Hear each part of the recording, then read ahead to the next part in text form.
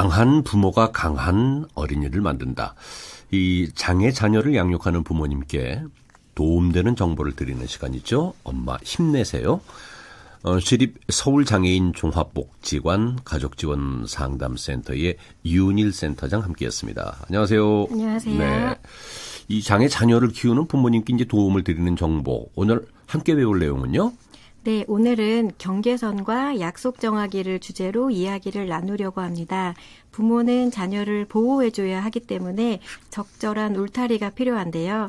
지나치게 좁지도 않고 넓지도 않은 울타리를 어떻게 만들어 나가면 좋은지, 자녀 교육에 있어 왜 적절하게 경계선을 짓는 것이 중요한지에 대해서 말씀을 드리겠습니다. 먼저 그 경계선이라는 게 뭔지부터 설명하면은요. 네, 경계선이라는 용어가 조금은 생소하게 느껴지실 수 있는데요. 쉽게 설명을 드려볼게요. 아이가 세상에 태어나면 신생아 때 부모님은 아이를 눕혀놓고 겉사개로 감싸주죠. 네. 그 이유는 신생아들은 팔다리의 움직임을 아직 조절하지 못하기 때문에 겉사개로 단단히 감싸주어야 긴장감을 덜어주고 안정감을 줄 수 있기 때문입니다. 이렇게 부모는 자녀가 편안함을 느낄 수 있도록 적절하게 보호해 주어야 합니다. 나이가 들수록 아이들은 부모의 품에서 벗어나기를 원하지만 나이가 어릴 때는 부모에게 보호받는 것을 좋아합니다. 그래서 아이들의 발달 연령에 따라서 적절하게 경계선을 짓고 보호해주면서 아이가 할 수 있는 것을 조금씩 늘려나가는 것이 필요합니다. 이게 부모님들이 좀 어렵게 느낄 수도 있는 것 같아요. 네. 자, 그러니까 이제 경계선이라는 거, 그 부모님이 그 자식을 보호하는 이제 범위, 이제 이걸 얘기하는 거죠? 네, 맞습니다. 경계선은 부모님이 자녀를 보호하는 범위라고도 할 수 있습니다. 부모님은 자녀를 보호해주기 위해서 이건 되고 이건 안 된다라는 것을 알려주고 자녀와 약속을 정하게 되는데요. 그게 바로 규칙입니다. 경계선은 규칙으로도 생각해 볼 수 있습니다. 우리 집에 어떤 규칙이 있는지 생각해 보시면 조금 쉽게 이해하실 수 있을 것 같은데요. 예를 들어서 밖에 나갔다 집에 들어오면 손을 씻어야 된다. 밥을 먹을 때는 TV나 핸드폰을 보지 않는다. 또 게임을 하면 30분 이내로 한다 등 우리 집만의 규칙이 있을 거예요. 그 규칙은 가정에서 가족이 함께 살아가기 위해서 지켜야 하는 거고요. 아이들에게 어렸을 때부터 다른 사람과 함께 살아가기 위해서는 지켜야 하는 약속이 있다는 것을 알려주는 게 됩니다. 네. 그러니까 이제 부모가 이제 자녀를 교육하는데 이 경계선, 규칙 상당히 이제 중요하죠, 각 가정마다. 네. 중요한 이유를 좀 두 가지로 설명을 드릴 수가 있을 것 같습니다. 네. 첫 번째는 다른 사람과 함께 사회를 이루고 살아가는데 반드시 규칙이 필요하기 때문입니다. 사회에 잘 적응하고 살아가기 위해서는 사회에서 필요로 하는 규칙을 지켜야 하는데 가정에서부터 훈련이 되어야 하고 교육이 되어야 합니다. 식당에서 밥을 먹을 때는 돌아다니면서 먹지 말아야 하는데 집에서 밥을 먹을 때 돌아다니면서 먹는다면 식당에서도 아이에게 자리에 앉아 밥을 먹으라고 가르치기가 어렵겠죠. 네. 사회에서 필요로 하는 질서와 규범을 지키도록 가정에서부터 교육하는 것이 필요합니다. 부모가 자녀를 교육하는데 경계선이 중요한 두 번째 이유는 자녀에게 적절한 경계선을 지어주어야만 아이들은 환경에 잘 적응할 수 있고 욕구 좌절을 잘 견뎌낼 수 있기 때문입니다. 하고 싶은 대로 다 할 수 없다는 것을 알고 충족될 수 없는 욕구라면 포기할 줄도 알게 되면서 참을성과 인내심을 기를 수 있는 기회가 됩니다. 단 이때 부모님이 기억하셔야 할 것은 지난 시간에 말씀드렸던 것처럼 안 되는 행동이라 하더라도 아이들의 마음, 그 감정은 반드시 공감해 주어야 한다는 것입니다. 네. 이 장애 자녀들에게 규칙을 지키게 한다는 것이 사실 쉽지만은 않을 것 같아요. 네, 맞습니다. 장애가 있어서 돌봄이 더 필요한 자녀에게도 경계선이 필요하지만 네, 그게 참 어렵습니다. 하지만 자녀에게 장애가 있기 때문에 무조건 보호해주고 돌봐주고 필요한 것을 다 해준다면 자녀는 점점 더 스스로 할 수 있는 게 없어집니다. 그래서 발달 연령에 따라서 발달 연령에 맞는 적절한 규칙을 정하고 아이를 참여시키는 것이 좋습니다. 물론 더 많이 설명해주고 더 오래 기다려 주어야 하지만 장애 자녀도 할 수 있다는 태도로 부모님은 자녀를 바라보아야 합니다. 네. 이 아이들은 이제 부모님의 행동을 따라한다. 지난 시간에 이제 우리가 이제 배워봤는데 네. 규칙도 뭐 마찬가지겠죠. 네. 규칙이라는 것도 이제 모두가 함께 지켜야 하는 건데요. 네. 부모님들이 자녀와 규칙을 정하고 지키는 것이 힘든 이유 중에 하나가 부모님이 그 약속을 지키기가 어렵기 때문입니다. 부모도 약속을 지켜야 하는데 부모가 그 약속을 지키기 힘들기 때문에 그냥 약속을 없애버리는 거죠. TV 보는 시간을 하루에 1시간으로 정했다면 부모도 함께 그 규칙을 지켜야 하는데 드라마를 보고 싶어서 오랫동안 보게 되고 컴퓨터 하는 시간도 부모가 지키지 못하는 경우가 있습니다. 그럴 때 아이들은 엄마 아빠가 지키지도 않는 규칙을 내가 왜 지켜? 나도 지키지 말아야지 하고 생각을 합니다. 부모도 완벽하지 않아서 100% 규칙을 지키기는 어렵지만 규칙을 지키려고 노력하는 모습을 보여주는 것은 필요합니다. 네. 이 경계선을 이제 짓고 규칙을 정하려면 일단 자녀에 대해서 잘 알아야 될 것 같은데, 자, 경계선과 규칙, 자녀의 그 발달 연령에 따라서 이제 조금씩 달라져야 되지 않을까 생각이 되네요. 네, 네. 맞습니다.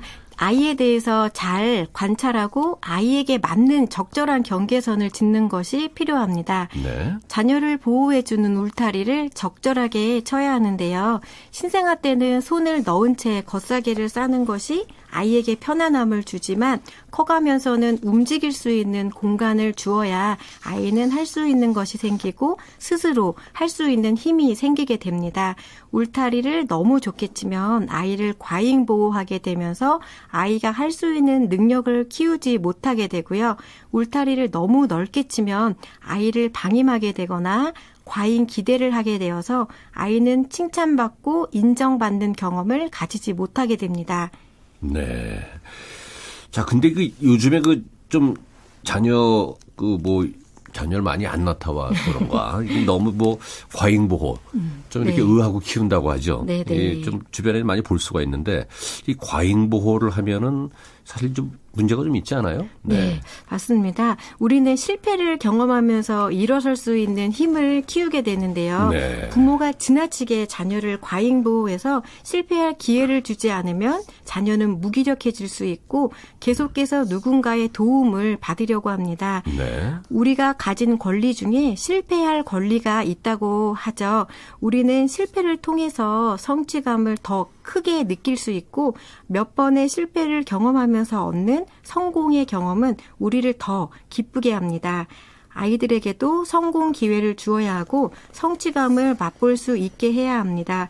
특별히 장애 자녀를 키우는 부모님들은 자녀에게 실패를 경험하게 하고 싶지 않아서 대신 해결해 주려고 하시는데요. 그게 당연한 부모님의 마음이죠. 그런데 자녀를 더 건강하게 성장시키고자 한다면 실패하더라도 기다려주고 스스로 할 수 있는 힘을 키워주어야 합니다. 네. 근데 또 반대로 그 부모가 그 자녀의 능력을 조금 이렇게 너무 과대평가해가지고 기대를 너무 크게 할 때 이때도 사실 조금 그 문제가 생기지 않을까 생각되네요. 네, 맞습니다. 모든 인간은 칭찬받고 인정받고 싶어 하는데요.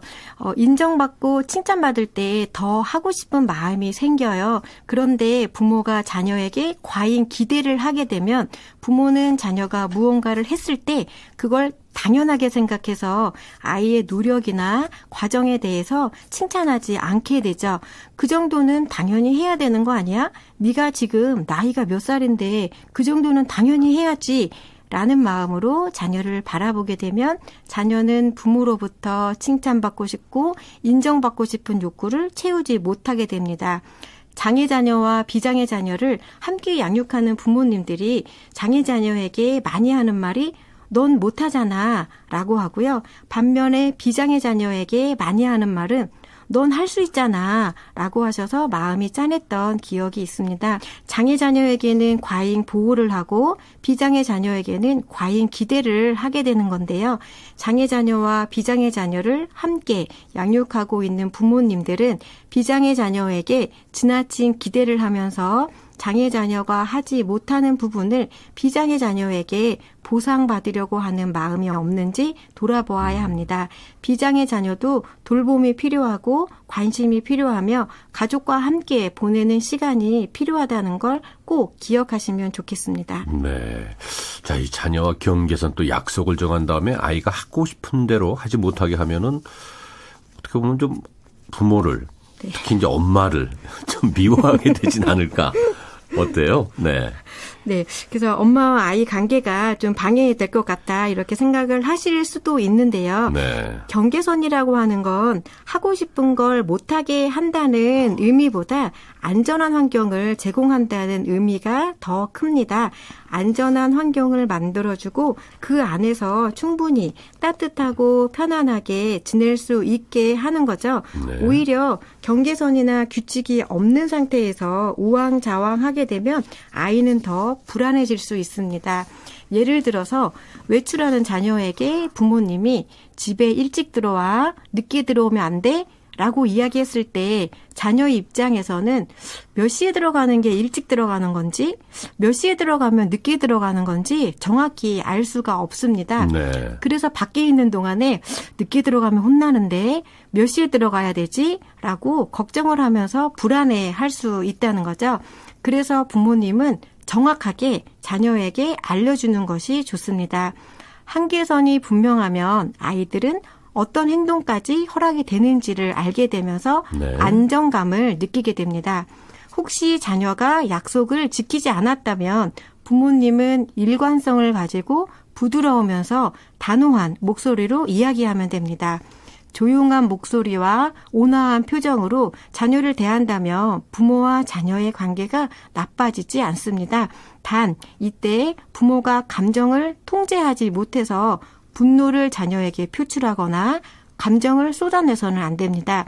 부모에게는 긍정적인 권위가 있어야 아이를 보호할 수 있고 권위가 있는 부모는 아이에게 안정감을 줄 수 있습니다. 네. 그냥 뭐 야단만 칠 것이 아니고 이게 권위라고 지금 말씀해 주셨는데 네. 이 권위라고 하면은 일단 약간 좀 이제 강압적인 이제 느낌이 들긴 하는데요. 네. 부모가 물론 이제 권위 어떻게 하면은 권위를 지키면서 아이들한테 이렇게 너무 그 뭐라고 하나 말씀드린 대로 그 어떤 완전히 그 독재자 같은 이런 마음을 안 들게 하는 이게 참 쉽지는 않을 것 같아요. 네네. 네. 많은 분들이 권위와 권위주의를 좀 헷갈려 하시는데요. 네. 권위라는 거는 긍정적인 거예요. 긍정적인 영향력을 상대방을 주면서 따르게 하는 힘을 말하고요. 네. 권위주의는 강압적으로 무조건 복종하게 하면서 따르게 하는 것을 의미합니다. 네. 부모는 권위주의적인 태도를 가져서는 안 되고요. 부모로서 성인으로서 권위를 가지고 자녀를 긍정적으로 이끌어야 합니다. 네. 권위를 가지고 자녀를 이끌기 위해서는 지난 시간에 말씀을 드린 것처럼 자녀의 감정을 있는 그대로 존중해 주어야 합니다. 네. 아이의 감정을 존중하는 것과 요구를 들어주는 것은 별개라는 것. 아이를 단념시킬 때에도 요구는 거절하지만 감정과 욕구는 받아주어야 한다는 것을 기억하시면 좋겠습니다. 네. 네, 정말 이 감정을 존중한다는 것과 또 이 요구를 들어주는 것이 참 완전히 다른 거다, 별개다. 네. 이게 이제 그 참 인상적인 얘기인데, 그럼 이제 규칙을 정할 때 아이의 감정을 존중하는 게 좋겠습니까? 네, 아이의 감정을 존중하면서 아이와 함께 규칙을 정하는 것이 좋습니다. 네. 아이에게 물어봐주고 네. 규칙을 정하는데 아이를 참여시키면 아이는 자기가 함께 정한 규칙이기 때문에 네. 스스로 지키려고 노력을 하게 됩니다. 나한테도 물어봐주네. 나는 소중한 사람인가 봐. 우리 집에서 나는 중요한 사람이구나라고 생각하게 되면서 자존감도 높아지게 됩니다. 네. 부모의 의견을 이야기하고 자녀에게 물어볼 수 있다면 물어보고 의견을 존중해 주면서 가정 안에서 필요한 규칙을 정하는 것이 좋습니다. 네. 자, 전체적으로 한번 정리해 보죠. 오늘 내용을. 오늘은 부모가 자녀를 교육하는 데 있어서 경계선이 왜 필요한지, 약속, 규칙은 왜 중요한지 알려드렸습니다. 부모는 자녀를 안전하게 잘 보호해주면서 스스로 할 수 있는 것을 늘려가야 합니다. 부모는 자녀를 안전하게 잘 보호해주면서 스스로 할 수 있는 것을 늘려가야 합니다. 다른 사람과 함께 사회를 이루고 살아가는데 규칙은 반드시 필요하다는 것과 아이들은 규칙을 지키면서 환경에 적응할 수 있고 참을성과 인내심을 기를 수 있습니다. 장애 자녀에게도 마찬가지로 규칙은 중요하고 규칙을 잘 세우기 위해서는 부모가 자녀에 대해서 잘 관찰하고 자녀에게 맞는 적절한 규칙을 세워야 합니다. 장애가 있다고 해서 무조건 자녀를 보호하고 자녀가 할 수 있는 것까지 다 부모가 해준다면 자녀는 스스로 할 수 있는 것이 없게 됩니다. 그리고 자녀가 그 규칙을 잘 지키게 하기 위해서는 부모가 먼저 규칙을 지켜야 하고 규칙을 세울 때 자녀를 참여시키는 것이 좋습니다. 오늘도 교육 내용을 정리하면서 강한 부모, 강한 어린이 부모 교육의 모토를 한 가지 소개해드리겠습니다. 자녀 입장에서 이야기하는 건데요.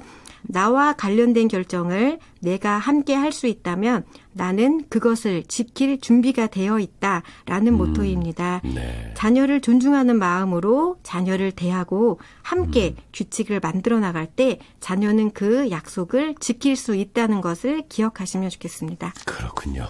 자, 다음 시간에는 어떤 거 할 거죠? 네, 다음 시간에는 자녀를 더 잘 성장시키기 위해서 꼭 필요한 칭찬에 대해서 이야기를 나누려고 합니다. 장애 자녀를 양육하면서 칭찬할 일이 별로 없다 말씀하시는 분들이 많습니다. 칭찬은 왜 중요한지, 칭찬은 어떻게 해야 하는지 그 방법에 대해서 말씀을 드리겠습니다. 네, 알겠습니다. 엄마 힘내세요. 지금까지 서울시립장애인 종합복지관 가족지원상담센터 윤일 센터장이었습니다. 말씀 잘 들었습니다. 감사합니다. 네.